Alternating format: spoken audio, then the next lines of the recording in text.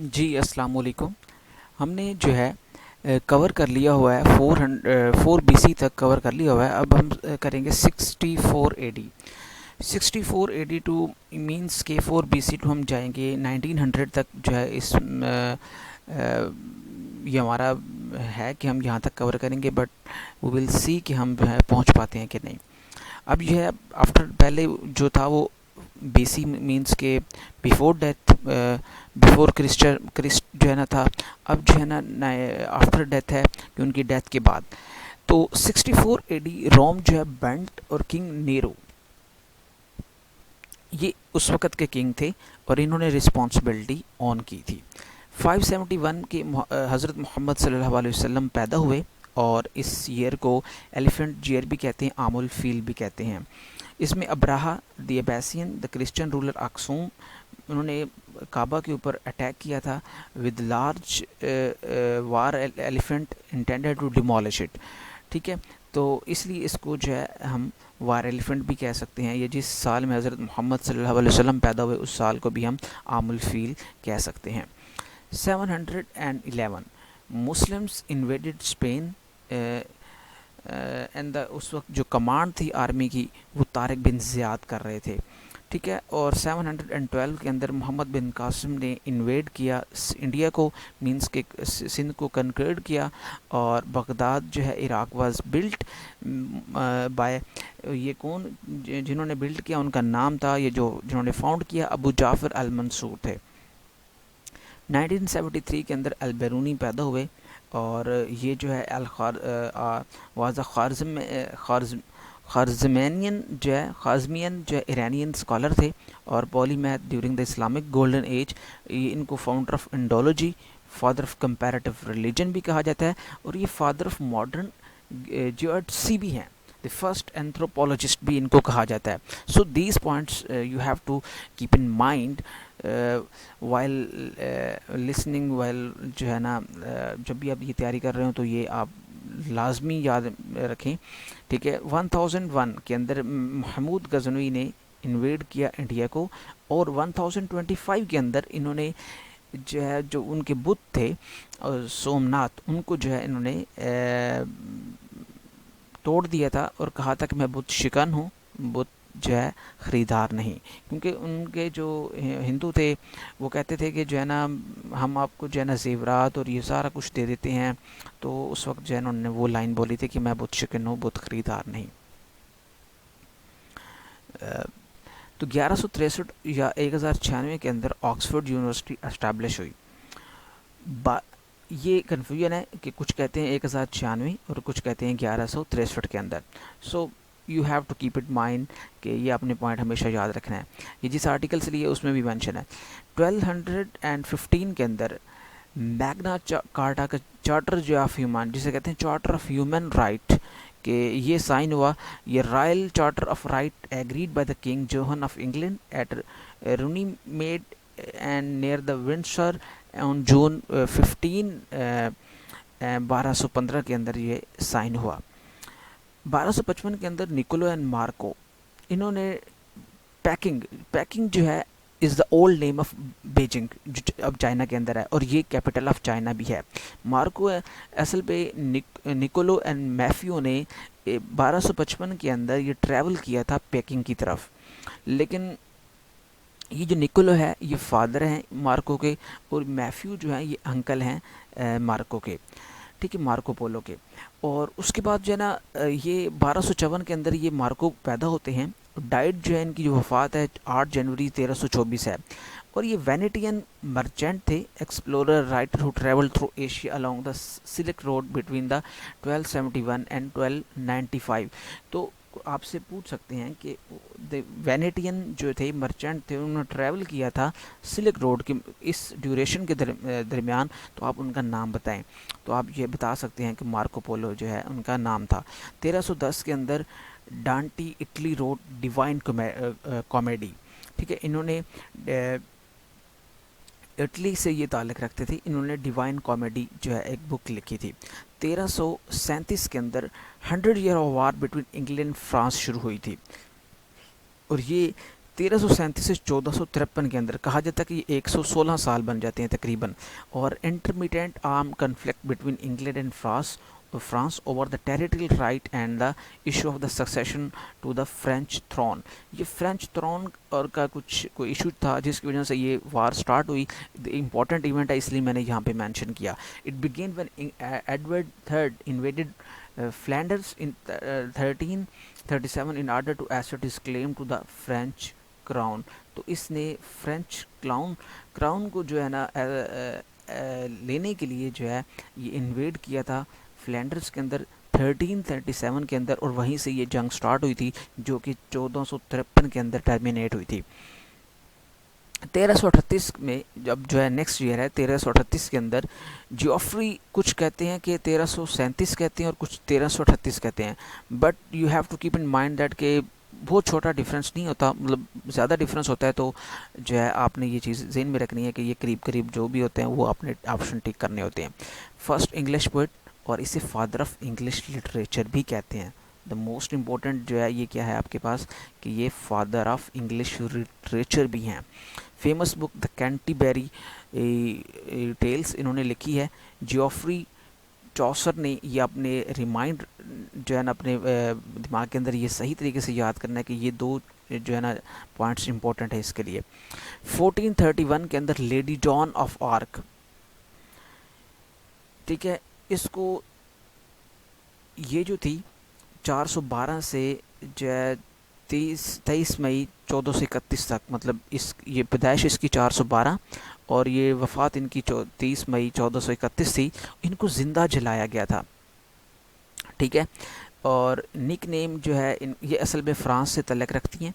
Lady John of arc ये France से तल्लक़ रखती हैं, 412 में इनकी पैदाइश है और 30 मई 1431 के अंदर ये इनकी वफ़ात है। और इनको 1400 वफ़ात मतलब इसको जो है ना बर्नट अलाइव, मतलब ज़िंदा इसको जो है ना जला दिया गया था। निक नेम मेड ऑफ ऑरलियांस, और ये एक मूवी भी है, मेड ऑफ ऑरलियांस ये मूवी भी है, ठीक है, इसका निक नेम जो है। 1453 के अंदर मोहम्मद द कॉन्क्वेरर, ठीक है, तो establish the Ottoman Empire at 21 age, ठीक है। तो मोहम्मद जो ये था इसने सल्तनत उस्मानिया को जो है ना इस्टेब्लिश किया। जो है ना कहाँ पे, कॉन्स्टेंटिनिया इस्तांबुल तुर्की के अंदर, ठीक है, जो इसका जो है पुराना नेम था अब ये इसका न्यू नेम है। 1455 के अंदर वार ऑफ रोजेस स्टार्ट हुई। It was the civil war, और ये 22 मई 1455 से 16 जून 1487 तक जो है ये जारी रही, तकरीबन 32 years and 3 weeks and something else, ठीक है। आपने ये भी रिमाइंड कर अपने दिमाग में ये बिठा लेने हैं ये पॉइंट, वार ऑफ रोजेस, ठीक है। ऑटोमन एम्पायर जो है 1453, और उसके बाद 1473 के अंदर निकोलस कोपरनिकस 19 फरवरी 1473 से 24 मई 1543 वज़ा रोनेसेंस पॉलीमैथ और रेजोल्यूशन जो है ना अर्थ। अब ये मतलब कि इसने 517 के अंदर जो है कहा था कि अर्थ जो है रिवॉल्व करती है सन के गिर्द, and sun was the station in the sun. ये इसने कुछ इस तरह के कुछ आइडियाज़ दिए थे, ये चीज़ें डेवलप हुई थी और इसने की थी, और इसको जो है बहुत जो है माना जाना जाता है कि sun is the centre of, और इसने ये भी कहा था कि sun is the centre of the earth, और ये इसने तकरीबन 512 के अंदर कहा था कि sun is the centre of the earth. तो इसकी ये जाए जो बर्थ है 19 फरवरी 1473 और 24 मई 1543 को इसकी डेथ है। और 517 के अंदर इसने कहा था कि ये universe and the earth revolve around it. तो ये आपने कंफर्म भी कर लेना, और ये वैसे भी बस इसमें ये याद रखें कि ये इसने ये चीज़ मेंशन की थी कि sun is the centre of the earth, ये तो 512 के अंदर इसने कहा था, और मतलब कि इसने वो सजेस्ट किया था, ये अपनी थ्योरी दी थी। 1492 के अंदर Christopher Columbus, the most important, ठीक है, ये क्रिस्टोफर कोलंबस साहब पैदा हुए थे 25 अगस्त एंड 31 अक्टूबर 451। कुछ कहते हैं कि 25 अगस्त, कुछ कहते हैं 31 अक्टूबर, और इसकी वफ़ात जो है वो 1506 के अंदर है, 20 मई 1506 के अंदर। ये इटालियन नेविगेटर था कि हु वाज द कोलंबस तो इटालियन नेविगेटर जिसने अमेरिका को डिस्कवर किया था, और इसी में जो है मुस्लिम जो है स्पेन से उनको बाहर निकाल दिया था, क्योंकि डिक्लाइन होना मुस्लिम जो है जो रूल था वहाँ पे डिक्लाइन हो गया, तो उनको वहाँ से एक्साइल कर दिया गया था मुस्लिम्स को स्पेन। ये इवेंट आपने याद रखना है। तो उसके बाद 1498 के अंदर वास्को डे गामा, ये पुर्तगाल से है, वैसे पोर्तुगीज से है एक्सप्लोरर, ठीक है। 1460 के अंदर इसकी पैदाइश है और 24 दिसंबर 1524 जो है इसकी डेथ है। Was a Portuguese explorer and the first European to reach India by sea. तो इसने ये पहला बंदा था जो इंडिया से इंडिया जो है यूरोप से इंडिया जो है बाय सी पहुंचा था। और इसको मतलब उसके बाद ये ईस्ट इंडिया कंपनी और ये इस तरह के चीज़ें भी स्टार्ट हो गई, ठीक है। तो ये फर्स्ट जो है इसने रूट जो डिस्कवर किया यूरोपियंस टू इंडिया बाय सी वाला जो है ये वास्को डे गामा को जाता है।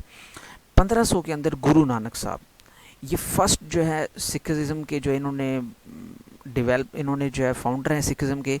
और इनका जो गुरुद्वारा है वो दरबार साहिब जो है करतारपुर के अंदर है, पाकिस्तान के अंदर है। और ये founder of the Sikhism and is the first of the 10।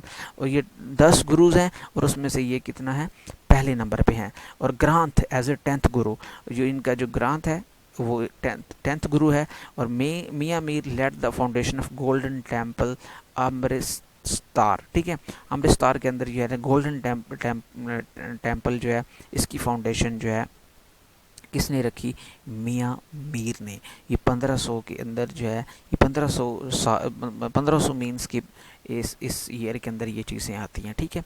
और 1503 के अंदर लियोनार्डो डी विनिक, इसने जो है ना मोनालिसा एक बुक है, ये विर्जन ऑफ द रॉक्स भी इसकी बुक है, लेडी विद द अरमाइन ये भी बुक है, एंड द विर्चुवियन मैन ये भी बुक है, द लास्ट सुपर और ये भी इसकी बुक है। ये ज़्यादा आपने ये याद रखनी है कि ये कब जो है ना कब से कब इसने लिखी थी या कब से कब, ये आपने बस ये याद रखने हैं, ठीक है।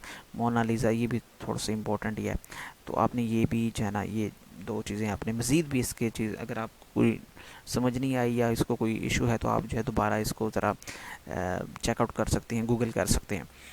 1517 के अंदर मार्टिन लूथर ये जर्मनी से बिलोंग रखते थे, मार्टिन लूथर। और ये 10 नवंबर 1483 से 18 फरवरी 1546, मतलब इसकी पैदाइश 1483 और 18 फरवरी 1546 इसकी डेथ थी। वह German priest theologian, author and hymn writer and the professor and the Augustinian friar. He is the seminal figure of the protest। ये अच्छा यहाँ पे जो है ना रिफॉर्मेशन है, ये प्रोटेस्टेंट रिफॉर्मेशन है, इसकी ये मेन फिगर हैं। और ये और and the namesake of the Lutheranism जो है ये भी इसने क्या किया है कि ये इससे रिलेटेड है, तो मार्टिन लूथर के साथ जो है ना कनेक्टेड है। और 1526 के अंदर पानीपत की जो पहली जंग है वो लड़ी गई, ये बिटवीन बाबर और इब्राहिम लोदी थी। बाबर ने इब्राहिम लोदी को शिकस्त दी और उस वक्त जो है मुग़ल डायनेस्टी जो है वो बन गई। तो आज जो है आज के लिए इतना ही काफ़ी है, और कल हम जो है 1540 से नेक्स्ट स्टार्ट करेंगे। आज हमने मुग़ल डायनेस्टी जो है वो क्या कर दिया, स्टार्ट कर दिया। तो तब तक जो है आप एंजॉय करें, आप इसको सुने, इंशाल्लाह यू विल लर्न। ये एक्चुअली जो डाटा है बहुत सारे आर्टिकल से कलेक्ट किया गया है और ये मोस्ट इम्पॉर्टेंट इवेंट्स हैं पास्ट पेपर्स को, और जो है मज़ीद जो एफपीएससी और पीपीएससी की जो सिलेबस है उसको मद्देनज़र रख के ये डेवलप की गई है फाइल। तो I am really struggling to but it's really very hard to find data relevant to the PPSC and FPSC, so please जो है आप इसको ज़रा ध्यान से देखें, और अगर कोई मिस्टेक है या अगर कोई तो आप नीचे कमेंट में भी जो है बता सकते हैं। बाकी तब तक जो है अस्सलाम वालेकुम। कल हम जो है करेंगे 1540 से Sher Shah Suri establish its government, right. Okay जी, अस्सलाम वालेकुम, अल्लाह हाफिज़।